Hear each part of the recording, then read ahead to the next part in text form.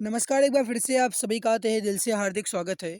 अगर आप उत्तर प्रदेश पुलिस के अंतर्गत असिस्टेंट ऑपरेटर, रेडियो ऑपरेटर या हेड ऑपरेटर की तैयारी कर रहे हैं, तो आपके लिए जीके की प्रैक्टिस क्लास नंबर 54 स्टार्ट हो चुकी है।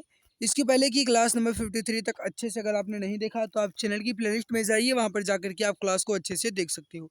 मेरे प्यारे भाई, आगे बढ़ने से पहले आपको बता दें कि कई सारे प्यारे भाई बहन हमारे पास कमेंट्स करते हैं कि सर यूपी पैट की क्लास स्टार्ट कीजिए।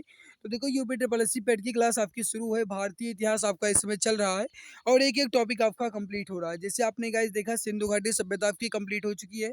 सिंधु घाटी सभ्यता के प्रैक्टिस को मैंने भी लगा लिया है।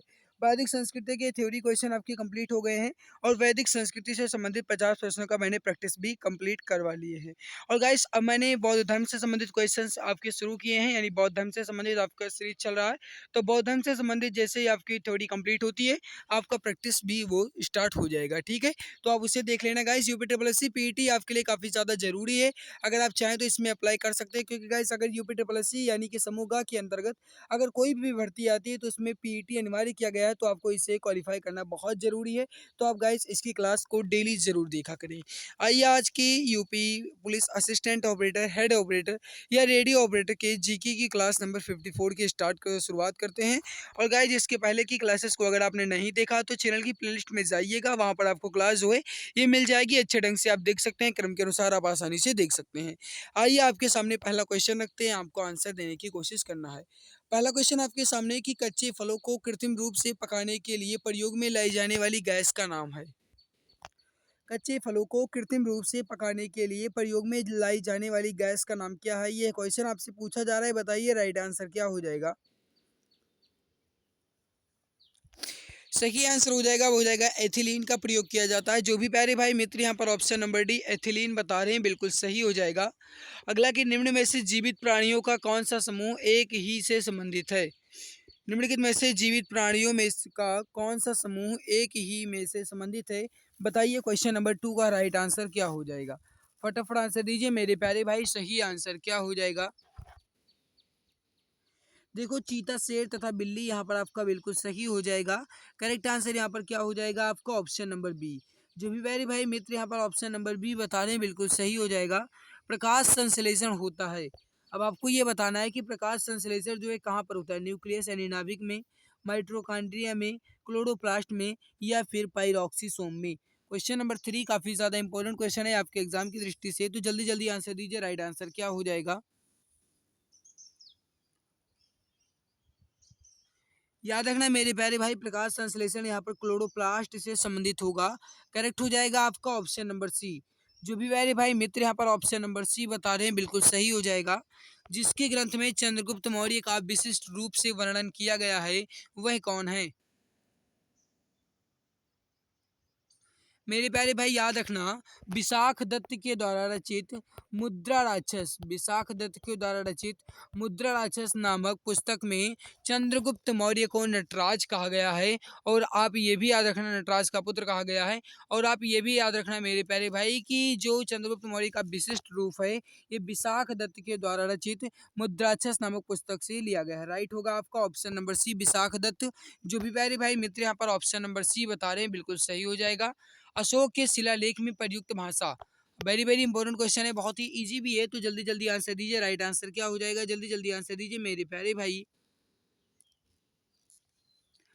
देखो, अशोक के शिलालेखों में जो प्रयुक्त भाषा ये है प्राकृत, ऑप्शन बी आपका बिल्कुल सही हो जाएगा।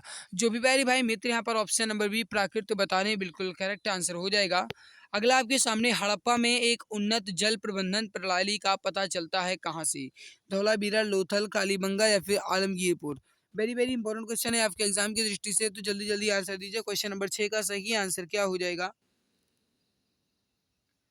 मेरे प्यारे भाई, जो उन्नत जल प्रबंधन प्रणाली का पता चलता है, धौलावीरा से चलता है, क्योंकि यहाँ पर लकड़ी की नालियाँ प्रसिद्ध थी। राइट हो जाएगा आपका option number B, sorry option number A, Dholavira. जो भी प्यारे भाई मित्र यहाँ पर ऑप्शन ए बता रहे हैं, बिल्कुल सही हो जाएगा। और मेरे प्यारे भाई, आप ये भी याद रखना कि जो धौलावीरा है, ये है कहाँ पर, अगर आपसे ये पूछा जाता है तो याद रखना ये पड़ता है गुजरात में। ठीक है, राइट आंसर यहाँ पर क्या हो जाएगा आपका, ऑप्शन नंबर ए। अगला है आपके सामने कि चीनी यात्री हुआन सांग ने किस विश्वविद्यालय में अध्ययन किया था?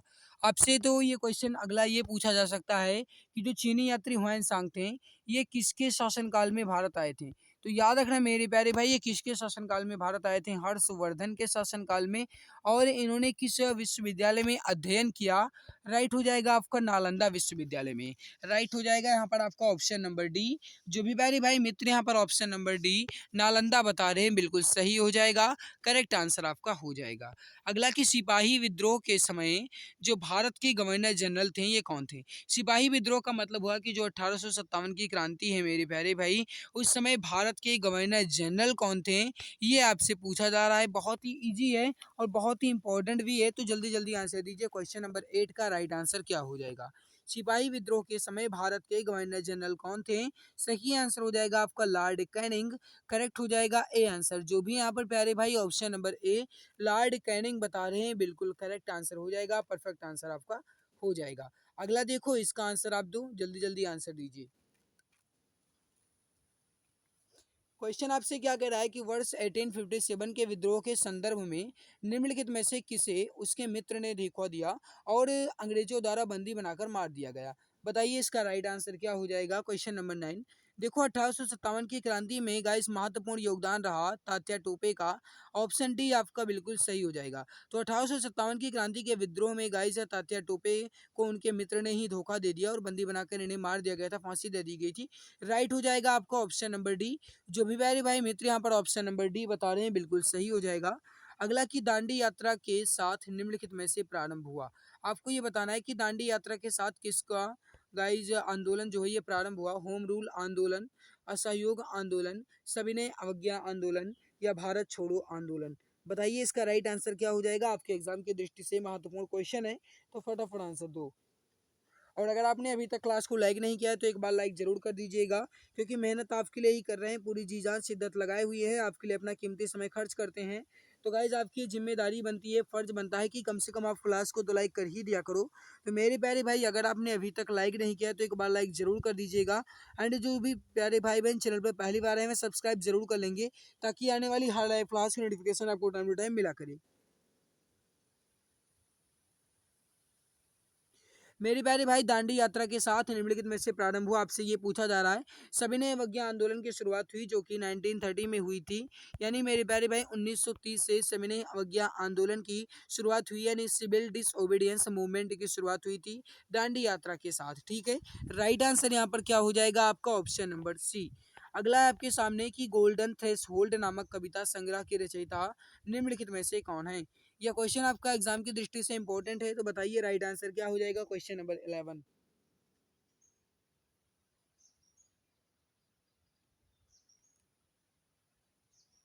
याद रखना गोल्डन थ्रेशोल्ड नामक कविता संग्रह की जो रचयिता हैं, ये कौन है मेरे प्यारे भाई? तो सबसे पहले महिला में राज्यपाल बनने वाली सरोजनी नायडू। करेक्ट हो जाएगा आपका ऑप्शन नंबर सी। जो भी प्यारे भाई यहाँ पर option number C Sarojini Naidu बता रहे हैं, बिल्कुल करेक्ट हो जाएगा। अगला सूची फर्स्ट को सूची सेकंड से सुमेलित कीजिए और सूची के नीचे दिए गए कोड भाषा का प्रयोग करके सही उत्तर चुनिए। ये रहा आपके सामने इसका कोड भाषा, और आपको गाइज यहाँ पर आंसर बताना है। पहला देखो गाइज जो कॉफ़ी बोर्ड है, जो गाइज यहाँ पर कॉफ़ी बोर्ड है, अगर आपसे ये कहा जाता है कि ये कहाँ पर है या फिर इसका जो मुख्यालय ये कहाँ पर है, तो याद रखना इसका मुख्यालय बेंगलुरु में ही है। यानी ए पर तो 1 बिल्कुल सही है।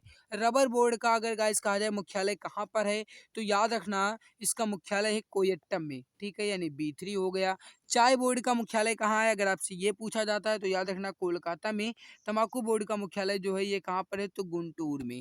करेक्ट आंसर यहाँ पर हो जाएगा आपका ए पर 1, बी पर 3, सी पर 4 और डी पर 2। तो A3B4 2, मतलब यहाँ पर आपका ऑप्शन नंबर बी जो है ये बिल्कुल सही हो जाएगा। जो भी प्यारे भाई मित्र यहाँ पर ऑप्शन नंबर बी बता रहे हैं, बिल्कुल सही हो जाएगा।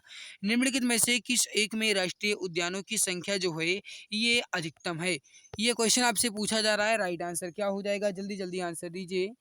किस राष्ट्रीय उद्यान में जो संख्या है गाइस कहाँ पर राष्ट्रीय उद्यानों की वो अधिक है? तो राइट हो जाएगा आपका अंडमान एवं निकोबार द्वीप समूह में। जो भी प्यारे भाई यहाँ पर ऑप्शन नंबर ए बता रहे हैं, बिल्कुल सही हो जाएगा। संविधान का 98वां संविधान संशोधन का नियम जो है ये संबंधित है। बताइए इसका राइट आंसर क्या हो जाएगा। क्वेश्चन नंबर 14, और ये आपका एग्जाम की दृष्टि से महत्वपूर्ण भी है, तो जल्दी जल्दी आंसर दीजिए मेरे प्यारे भाई। सही आंसर हो जाएगा आपका राष्ट्रीय न्यायिक आयोग के गठन से।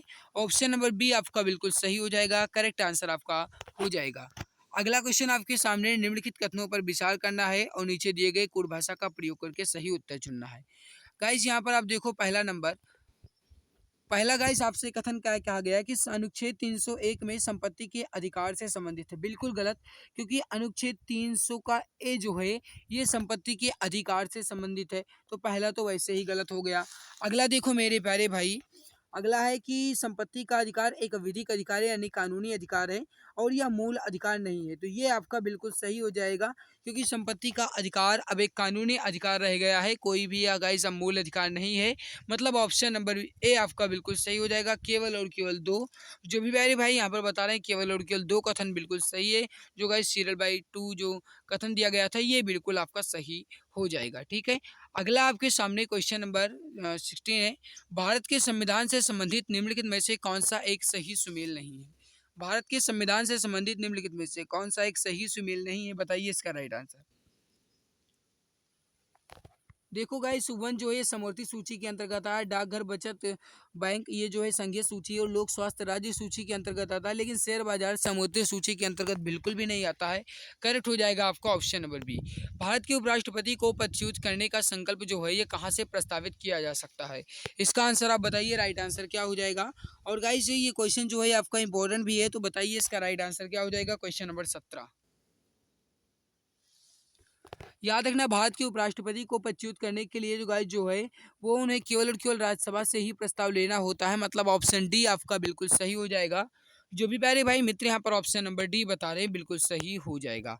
अगला आपके सामने निम्नलिखित फसलों पर विचार कीजिए और आपको ये बताना है कि खरीफ की फसलें कौन कौन सी हैं। कपास, मूंगफली, मक्का और सरसों में खरीफ की फसल कौन कौन सी है? बताइए इसका राइट आंसर क्या हो जाएगा। क्वेश्चन नंबर 19, बहुत ही ज़्यादा इंपॉर्टेंट क्वेश्चन है आपके एग्जाम की दृष्टि से, तो बताइए इसका राइट आंसर क्या हो जाएगा। देखो गाइस, कपास, मूंगफली और मक्का, कपास, मूंगफली और मक्का जो है ये खरीफ की फसलें हो जाएंगी, लेकिन सरसों हो गया, सरसों जो है गाइस एक तिलहनी फसल है, यानी सरसों जो है मेरे प्यारे भाई याद रखना यह एक रबी की फसल है। ठीक है, तो आपसे पूछा जा सकता है सरसों किस प्रकार की फसल है, तो ये एक रबी फसल है, जबकि मक्का, मूंगफली, कपास जो है ये एक प्रकार की खरीफ की फसलें होती हैं। मतलब 1, 2 और 3 आपका बिल्कुल सही हो जाएगा। जो भी यहाँ पर ऑप्शन नंबर बी बता रहे हैं बिल्कुल सही हो जाएगा, करेक्ट आंसर आपका हो जाएगा। निम्नलिखित कथनों पर विचार करना है और नीचे दिए गए कोड भाषा का प्रयोग करके सही उत्तर चुनना है। बहुत ही ज़्यादा इजी है, बहुत ही ज़्यादा गाइस आपके लिए क्वेश्चन जो है बहुत ही ज़्यादा इंपॉर्टेंट भी है, तो बताइए इसका राइट आंसर क्या हो जाएगा, जल्दी जल्दी आंसर दीजिए। तो देखो गाइस, यहाँ पर जो भारतीय रिजर्व बैंक है इसका राष्ट्रीयकरण 26 जनवरी 1950 में ना होकर के 1 जनवरी 1949 को हुआ था, तो पहला गलत हो गया। दूसरा, भारत सरकार के ऋण कार्यक्रमों का संचालन व्यय विभाग और गाइस जो वित्त मंत्रालय इसके द्वारा होता है, ये भी गलत है। मतलब इनमें से कोई भी कथन सही नहीं है। जो भी प्यारे भाई यहाँ पर ऑप्शन नंबर डी बता रहे हैं बिल्कुल सही हो जाएगा, करेक्ट आंसर आपका हो जाएगा, इनमें से कोई भी नहीं। अगला आपके सामने गाइस इसको देखो कि Netaji Subhash Chandra Bose institute of sport जो है ये कहाँ पर स्थित है? वेरी वेरी इंपॉर्टेंट क्वेश्चन है आपके एग्जाम की दृष्टि से, तो बताइए राइट आंसर क्या हो जाएगा। क्वेश्चन नंबर 21, मेरे प्यारे भाई अगर आपने अभी तक क्लास को लाइक नहीं किया तो एक बार लाइक जरूर कर दीजिएगा, क्योंकि मेहनत आपके लिए ही कर रहे हैं, पूरी जी जान शिद्दत लगाए हुई हैं आपके सपने को पूरा करने के लिए। आपका कीमती समय खर्च करते हैं, तो मेरे प्यारे भाई प्लीज़ आप चला क्लास को लाइक जरूर कीजिएगा। तो देखो, Netaji Subhash Chandra Bose institute of sports जो है कहाँ पर स्थित है? सही हो जाएगा आपका पटियाला में। ऑप्शन नंबर बी आपका बिल्कुल सही हो जाएगा। जो भी प्यारे भाई पटियाला बता रहे हैं बिल्कुल करेक्ट हो जाएगा। नेशनल पुलिस अकादमी जो है ये कहाँ पर स्थित है? इसका आंसर आप बताइए, नेशनल पुलिस अकादमी जो है ये कहाँ पर स्थित है? फटाफट आंसर दीजिए। क्वेश्चन नंबर 22 का राइट आंसर क्या हो जाएगा?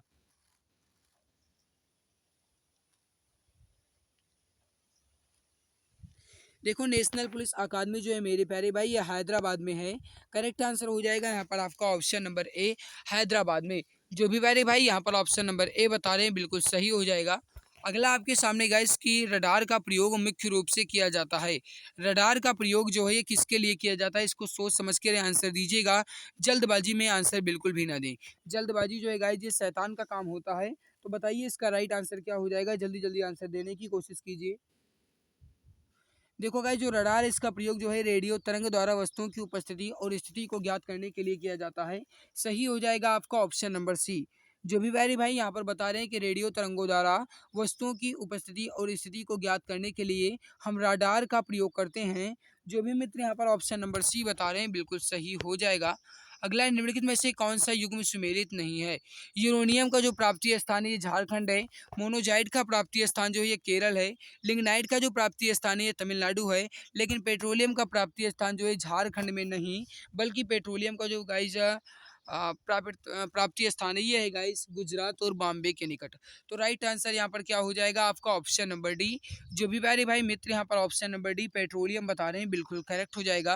पहला कंप्यूटर जो है ये किसने बनाया था? बिल गेट्स ने, बिल क्लिंटन ने, चार्ल्स बेबेज ने या फिर मार्क क्रोनी ने? वेरी वेरी इंपॉर्टेंट क्वेश्चन है, क्वेश्चन नंबर 25। फटाफट आंसर दीजिए। राइट आंसर क्या हो जाएगा? जल्दी जल्दी आंसर देने की कोशिश कीजिए मेरे प्यारे भाई। याद रखना गाइस, सबसे पहले कंप्यूटर जो है चार्ल्स बेबेज के द्वारा बनाया गया था, इसीलिए कंप्यूटर का जनक जो है ये चार्ल्स बेबेज को ही माना जाता है। तो ऑप्शन सी आपका बिल्कुल सही हो जाएगा। जो भी प्यारे भाई यहाँ पर option number C Charles Babbage बता रहे हैं बिल्कुल सही हो जाएगा। अगला की कृषि में खाद के रूप में तथा बीजों को सुरक्षित रखने के लिए फफूंदी मार के तैयार किया जाता है। इसमें किसका फफूंदी मारा जाता है? इसका आंसर आपको बताना है। क्वेश्चन नंबर 26 का राइट आंसर क्या हो जाएगा? जल्दी जल्दी आंसर दीजिए, करेक्ट आंसर क्या हो जाएगा? कृषि में खाद के रूप में बीज को सुरक्षित रखने के लिए फफूंद को गाइज मार करके कुछ दिनों के लिए गाइज उपयोग में रखने के लिए जस्ता एवं मैंगनीज युक्त रसायन का प्रयोग किया जाता है। याद रखना राइट आंसर हो जाएगा यहाँ पर आपका ऑप्शन नंबर ए। कौन सा युग में सुमेलित नहीं है? यहाँ पर आप देखो पहला ऑप्शन पहले देख लो। पहला ऑप्शन है आपके सामने कि महान हिमालयी राष्ट्रीय उद्यान मनाली कुल्लू में है, ये बिल्कुल सही है। राजा जी नेशनल पार्क देहरादून में, ये भी बिल्कुल सही है। आपसे पूछा गया कौन सा सुमेलित नहीं है, तो केवला देव राष्ट्रीय पार्क जो है ये भरतपुर में नहीं है। मतलब ऑप्शन नंबर सी जो है ये आपका बिल्कुल सही हो जाएगा।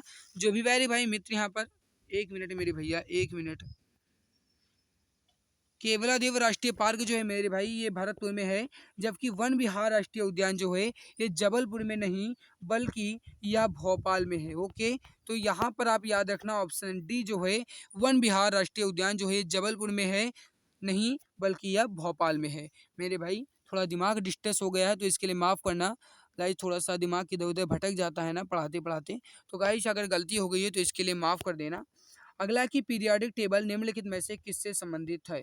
या गाइस पीरियोडिक टेबल जो है किसने प्रतिपादित किया था, आपसे ये पूछा जा रहा है। जल्दी जल्दी आंसर दीजिए। क्वेश्चन नंबर 32 का राइट आंसर क्या हो जाएगा? और ये क्वेश्चन भी आपका एग्जाम की दृष्टि से इंपॉर्टेंट है, तो बताइए। देखो जो गाइस पीरियोडिक टेबल है, जो आवर्त सारणी है, इसका संबंध जो है या गाइस इसको किसने प्रतिपादित किया? तो मेंडलीफ ने। क्योंकि आपने पढ़ा होगा गाइस क्लास 11 12th में मेंडलीफ की आवर्त सारणी, तो वही मेरे प्यारे भाई जो पीरियोडिक टेबल है किसने प्रतिपादित किया था? मेंडलीफ ने। ऑप्शन सी आपका बिल्कुल सही हो जाएगा। अगला है, विश्व पृथ्वी दिवस निम्न में से किस दिन मनाया जाता है? ये भी आपका इंपॉर्टेंट क्वेश्चन है, तो बताइए विश्व पृथ्वी दिवस जो है ये किस दिन मनाया जाता है? जल्दी जल्दी आंसर दीजिए। Question number 33। सही आंसर हो जाएगा आपका, वो हो जाएगा गाइस 22 अप्रैल को। करेक्ट हो जाएगा आपका ऑप्शन नंबर बी। जो भी प्यारे भाई मित्र यहाँ पर ऑप्शन नंबर बी बता रहे हैं बिल्कुल सही हो जाएगा। उत्तर प्रदेश राजकीय पुरातत्व संग्रहालय स्थित है। उत्तर प्रदेश का राजकीय पुरातत्व संग्रहालय जो है ये कहाँ पर स्थित है, आपसे ये पूछा जा रहा है। जल्दी जल्दी आंसर दीजिए। क्वेश्चन नंबर 34 का राइट आंसर क्या हो जाएगा? उत्तर प्रदेश का जो राजकीय पुरातत्व संग्रहालय ये कहाँ पर स्थित है, आपसे ये पूछा जा रहा है। राइट हो जाएगा आपका कन्नौज में। जो भी मित्र प्यारे भाई ऑप्शन नंबर डी कन्नौज बता रहे हैं बिल्कुल सही हो जाएगा। अगला आपके सामने सैयद सलार मेला कहाँ पर लगता है? ये आप बताइएगा इसकी सैयद सलार मेला कहाँ लगेगा, ये आपका इंपॉर्टेंट भी है, तो बताइए। क्वेश्चन नंबर 35 का राइट आंसर क्या हो जाएगा? याद रखना सैयद सलार का मेला जो है मेरे प्यारे भाई ये बहराइच में लगता है। ऑप्शन ए आपका बिल्कुल सही हो जाएगा। जो भी मेरे प्यारे भाई ऑप्शन नंबर ए बहराइच बता रहे हैं बिल्कुल सही हो जाएगा। भारत कला भवन जो है ये कहाँ पर स्थित है, इसका आंसर आपको बताना है। क्वेश्चन नंबर 36 है। फटाफट आंसर दो। राइट आंसर क्या हो जाएगा? क्वेश्चन आपका एग्जाम की दृष्टि से इंपॉर्टेंट भी है। भारत कला भवन जो है मेरे प्यारे भाई ये कहाँ पर है, आपसे ये पूछा जा रहा है। राइट हो जाएगा आपका क्वेश्चन नंबर 36 का, वो हो जाएगा बनारस में। ऑप्शन बी आपका बिल्कुल सही हो जाएगा। विकिपीडिया के संस्थापक निम्न में से कौन है, इसका आंसर आपको बताना है। मेरे प्यारे भाई अगर आपने अभी तक क्लास को लाइक नहीं किया तो एक बार लाइक जरूर कर दीजिएगा। और अगर आप चैनल पे पहली बार आए हैं तो कृपया सब्सक्राइब कर लीजिएगा। देखो सब्सक्राइब करने से आपको ही बेनिफिट होगा। कोई भी क्लास अपलोड होगी, कोई भी नई क्लास अपलोड होती है या यूपी पुलिस के नोटिफिकेशन के बारे में या कोई भी गवर्नमेंट जॉब हो उसके नोटिफिकेशन के बारे में जानकारी आपको सबसे पहले मिल जाया करेगी। सो प्लीज़ जो भी प्यारे भाई बहन अभी तक क्लास को लाइक नहीं किया, मैं लाइक कर देंगे। जो चैनल पे पहली बार गाइज विजिट किया, मैं सब्सक्राइब जरूर कर लेंगे। देखो यहाँ पर गाइज जो विकिपीडिया के संस्थापक हैं, ये कौन है, आपसे ये पूछा जा रहा है। एक बात मैं आपको और बता दूं, जैसे आपने गाइज विकिपीडिया सुना होगा कि विकिपीडिया के अनुसार, तो देखो विकिपीडिया के संस्थापक हैं वो हैं लैरी सेंगर और जिमी बेल्स। जो टिम बर्नर्स लिए गाइस, इन्होंने वर्ल्ड वाइड वेब का आविष्कार किया, यानी WWW का आविष्कार किया। मार्क जुकरबर्ग जो है गाइस, ये एफबी के संस्थापक, यानी जो आप दिन रात चलाते रहते हो, यानी फेसबुक के संस्थापक है मार्क जुकरबर्ग। ठीक है, तो विकिपीडिया के संस्थापक हैं लैरी सेंगर और जिमी बेल्स। ऑप्शन ए आपका बिल्कुल सही हो जाएगा। ये रहा आपके सामने, इसका आंसर आपको पीडीएफ के साथ मिल जाएगा। जाकर के आप गाइस इसके आंसर को पीडीएफ के साथ प्राप्त कर सकते हैं। आपको मिलेगा कहाँ पर, अगर आप ये सोच रहे हैं, तो एक बात मैं आपको और बता दूं कि ये आपको मिलेगा मेरे प्यारे भाई हमारे टेलीग्राम चैनल एग्जाम गुरुजी बाय अरविंद सर पर। ठीक है, तो आप टेलीग्राम चैनल को जरूर ज्वाइन कर लीजिएगा, जाकर के आप इसकी पीडीएफ को प्राप्त कर सकते हैं। हमारी मेहनत अच्छी लगी तो लाइक जरूर करिएगा और आपका स्कोर कितना रहा जरूर बताना। और गाइस जो आपको हमारे प्रति जो भी गाइस आपके मन में राय हो, आपको अच्छी लगी हो क्लास या गंदी लगी हो क्लास, जो भी हो गाइस अपना फीडबैक जरूर दीजिएगा। और आज की इस इंपॉर्टेंट वीडियो से नहीं मिलते हैं दोस्तों नए वीडियो में, तब तक के लिए बहुत बहुत धन्यवाद। अब सरकारी नौकरी पाना हुआ और भी आसान, अब आपका सपना होगा अपना। जी हाँ, अगर आप किसी भी गवर्नमेंट जॉब जैसे UP police constable, assistant operator, head operator या फिर रेडियो ऑपरेटर या यूपी लेखपाल या किसी भी गवर्नमेंट जॉब की तैयारी कर रहे हैं तो आपके लिए सुनहरा मौका है। आप YouTube channel Exam Guruji by Arvind sir के साथ जुड़कर अपनी तैयारी को और भी परफेक्ट बना सकते हैं। इस चैनल के माध्यम से आपको free live classes, recorded classes और गवर्नमेंट जॉब के नोटिफिकेशन आपको टाइम टू टाइम अपडेट मिला करेंगे। इसके अलावा सारी क्लासेस के पीडीएफ, हैंड रिटन नोट्स और बुक्स बिल्कुल फ्री में Telegram channel Exam Guruji by Arvind sir पर मिलेगा। इसके लिए आप टेलीग्राम पर सर्च करें Exam Guruji by Arvind sir और फाइल वाले ऑप्शन पर क्लिक करके हर एक क्लास की पीडीएफ, हैंड रिटन नोट्स एवं बुक्स को बिल्कुल फ्री में पा सकते हैं। गाइस अगर आप मुझे इंस्टाग्राम पर फॉलो करना चाहते हैं तो इंस्टाग्राम पर सर्च करें अरविंद जायसवाल 000 और वहां पर भी मुझे डीएम कर सकते हैं। कोई भी समस्या है तो वहां पर भी आप मुझसे संपर्क करना चाहते हैं तो संपर्क कर सकते हैं। इसके अलावा अगर आप फेसबुक पेज को लाइक करना चाहते हैं तो Exam Guruji by Arvind sir के नाम से फेसबुक पेज है, उसको भी आप लाइक एवं फॉलो कर सकते हैं। तो मेरे प्यारे भाई बहन, आप जुड़े रहिए Exam Guruji by Arvind sir के साथ, क्योंकि अब आपका सपना होगा अपना। एक सीट कंफर्म है, अब की बार सरकारी नौकरी तुम्हारे हाथों में होगी।